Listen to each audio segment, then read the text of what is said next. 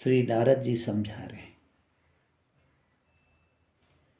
18वें श्लोक तक उन्होंने समझाया, द्वितीय महात्म्य के द्वितीय अध्याय का।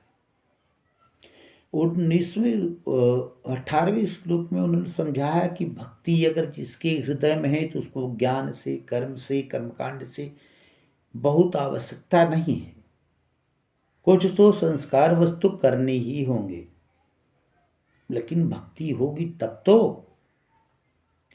आगे कह रहे हैं कि नृणाम जन्म सहस्रेण भक्तौ प्रीतिर्हि जायते कलौ भक्ति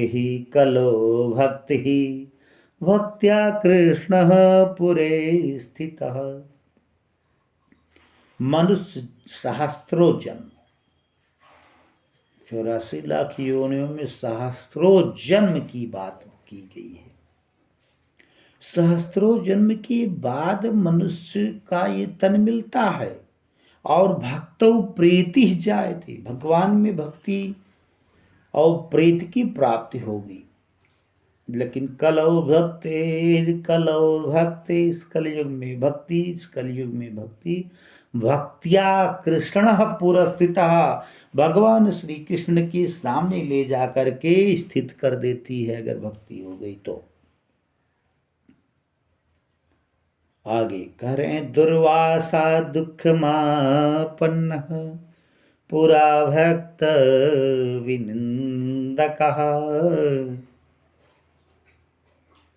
अलम व्रतैरलं तीर्थैरलं योगैरलं मखै। करें, एक बार की बात है, दुर्वासा जी महाराज अम्बरीश सूर्यकुल दीपक एकादशी का व्रत करके द्वादशी में पारण करना चाहते थे, तो ब्राह्मण का भोजन कराने का उनका मन हुआ, कराते ही थे।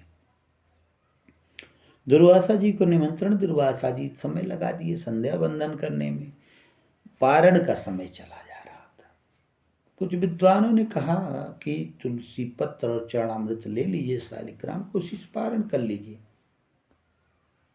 पालन हो गया, पारण हो गया। दुर्वासा जैसे जान पाए तो कृत्या को उत्पन्न कर देते। ऐसा भी क्रोध क्या जरूरत है? कृत्या को उत्पन्न करते ही इधर भक्त शिरोमणि श्री अम्बरीश जी पूरी तरह निश्चल भाव होकर, जैसे कृत्या जलाना चाहती है अम्बरीश को, तत्क्षण ही चक्र सुदर्शन आकर के से दुर्वासा को दौड़ाने लगा। उसी बात को भक्ति महारानी से बता रहे हैं। कौन? नारद जी। दुर्वासा दुःखमापन्नः पुरा भक्त विनिन्दकः, भक्त का अपमान कर रहे थे।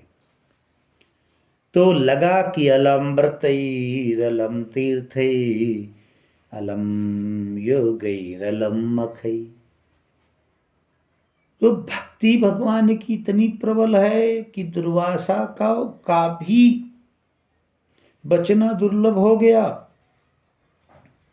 इसके साथ साथ ही अलम, क्योंकि भलम भक्ति द्रोह करा ये च ते सीदंत जगत्रे। कलयुग में भक्ति से जो द्रोह करते हैं, ते सीदंत जगत्रे, तीनों लोकों में वो दुखी होते हैं। कैसे? दुर्वासा की तरह। दुर्वासा दुःखमापन्ना पुरा भक्त विनिंद, जैसे भक्त की निंदा करने वाले दुख दुर्वासा जी परेशान हुए, उसी प्रकार से आगे कह रहे हैं कि श्लोक में कलम व्रतैरलं तीर्थैरलं योगैरलं मखै अलम ज्ञान कथालापै भक्तिरेकैव मुक्तिदा। ये सब पर्याप्त हैं। अलम, लेकिन ज्ञान कथा ये सब पर्याप्त है, लेकिन अगर भक्ति है जिसमें, तो सर्वाधिक मुक्ति प्रदान करने वाली। श्री सूत जी कहते हैं कि इति नारद निर्णीता स्वमाहात्म्यं निशम्य सा सर्वांग पुष्ट संयुक्ता नारद वाक्यम अब्रवीत। नारद जी अपने वृत्तांत में अपने विषय में कुछ विस्तरित करके बतलाना चाहते हैं। इसको श्री सूत जी कहते हैं कि नारद जी अपना सर्वांग पुष्ट संयुक्ता नारदम वाक्य में ब्रवीत। नारद जी बोलते हैं, क्या कहते हैं? नारद जी से भक्ति ने कहा कि भक्ति रुवाच अहो नारद धन्योस्ति अहम धन्योसी। हे नारद जी, मैं धन्य हूँ। प्रीतिस्ते मैं निश्चिला, आपकी इस परम प्रीति मेरे प्रति न कदाचित विमुंचामि चित्ते स्थास्यामि सर्वदा। आपके चित्त में हमेशा रहूंगी, निश्चित रूप से इसमें आपको कोई कभी हटने वाली नहीं।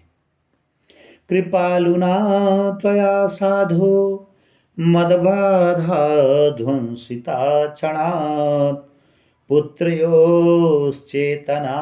नास्ति ततो बोधय बोधय। कृपालुना, आपके द्वारा हे साधु मद बाधा ध्वंसता, मेरी समस्त बाधा नष्ट हो गई। अब आप मेरे पुत्र को चेतना दे दीजिए, मेरे पुत्र ज्ञान वैराग को बोधित कर दीजिए, इनको चैतन्य अवस्था में ला दीजिए। यही आपसे निवेदन है। इस वीडियो में इतना ही। जय श्री कृष्ण। कृष्णाय वासुदेवाय हरे परमात्मने प्रणतः क्लेशनाशाय गोविंदाय नमो नमः।